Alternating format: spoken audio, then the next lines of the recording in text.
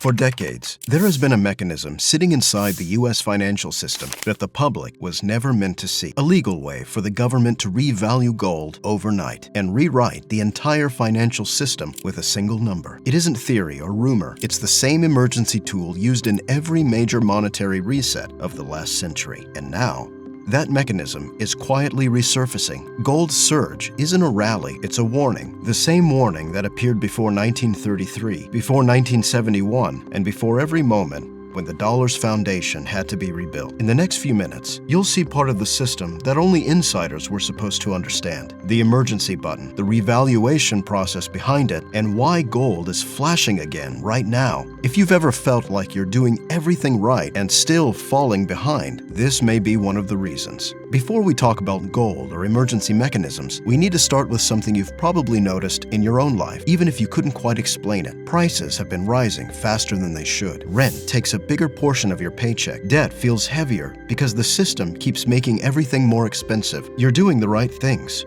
working, saving, trying to get ahead, yet it still feels like progress is slowing down. That feeling isn't imagined. It's what happens when a financial system begins to strain beneath the surface. And historically, when pressure builds like this, the people who run the system start preparing tools that the public rarely hears about until after they're used. When you zoom out from the personal finances and look at the broader system, the same pressure shows up on a much bigger scale. The U.S. is carrying more than $38 trillion in national debt. The interest alone, nearly $1 trillion a year, is becoming one of the country's largest expenses. Foreign governments, once dependable buyers of U.S. treasuries, are quietly reducing their exposure and shifting reserves elsewhere. And while the public debates inflation and interest rates, gold, the asset policymakers like to dismiss as outdated, has been pushing to new all-time highs without slowing down. Individually, these numbers look like headlines. Collectively, they form a pattern, the kind of strain that appears when a monetary system is running close to its limits. And when a system reaches this point, insiders begin preparing moves the public almost never hears about, at least not until after the fact. This is where the story shifts, because one of those moves, one of the most powerful tools they have, is quietly resurfacing again. Over the past year, something unusual has been happening inside financial circles. Economists, policy analysts, and even former central bank staff have started referring subtly to a part of the system that rarely gets mentioned publicly. It's called the gold certificate account. Most people have never heard of it. It doesn't appear in news segments or personal finance books, but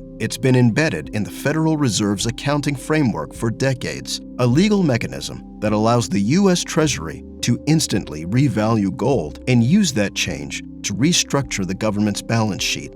The only reason it's being discussed again is that pressure inside the system is forcing old tools back into the conversation. In analyst reports, policy forums, and internal briefings, references to this account have been bubbling up quietly, cautiously, almost in code, not as a rumor or speculation, but as a reminder that this mechanism still exists and that it has been used before in moments when the system needed a reset.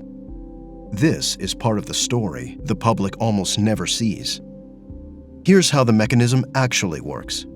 In theory, if the Treasury decides tomorrow that gold should be worth $20,000 per ounce, they don't need Congress, they don't need a public debate, and they don't need to notify the markets ahead of time.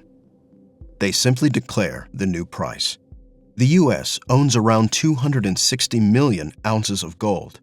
At $20,000 per ounce, that pile instantly becomes more than $5 trillion in value. The Treasury then issues gold certificates valued at this new price, and the Federal Reserve purchases them using newly created dollars, the same way it buys government bonds today. On paper, the government's balance sheet transforms overnight.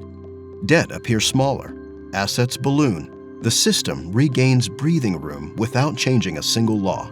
It looks like accounting, but in practice, it functions as a financial emergency button, a way to reset the system from the inside. when traditional tools no longer work. And the reason this hits harder now is that this mechanism only becomes relevant when the pressure inside the system reaches levels that cannot be solved with normal policy, exactly the levels we're approaching now. What makes this mechanism so powerful is that every major monetary system in history has used a version of it. When the Roman denarius collapsed, they revalued gold to restore confidence. When Spain drowned itself in New World silver, gold quietly reset the system's real value. When France inflated the assignat into worthlessness, gold became the anchor that replaced the failed currency. When Britain's post-war economy buckled, the pound was devalued overnight to survive. And the United States? It used this move twice. First in 1933, when Roosevelt revalued gold from $20 to $35. And again in 1971, when Nixon ended the gold convertibility entirely. Different eras, different leaders, different excuses. But the playbook never changed. When debt, inflation, and credibility collide, the system reaches for the same lever: reprice gold, reset the foundation, and move forward. Across centuries, a pattern keeps repeating itself with unsettling accuracy. When gold doubles in a major reserve currency, the existing system is nearing its breaking point. Rome saw it, Spain saw it, France, Britain, the US in the 1970s.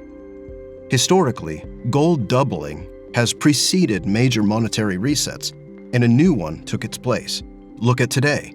In just a few years, gold has doubled in US dollar terms because the currency measuring it is weakening under the pressure of debt, inflation, and the declining global confidence. This isn't only a chart pattern, it's a structural warning that the foundation of the dollar system is under strain and preparing for a rewrite. And historically, this moment, the doubling, always appears right before the reset. Monetary resets don't announce themselves on day one. They show up quietly in the lives of ordinary people.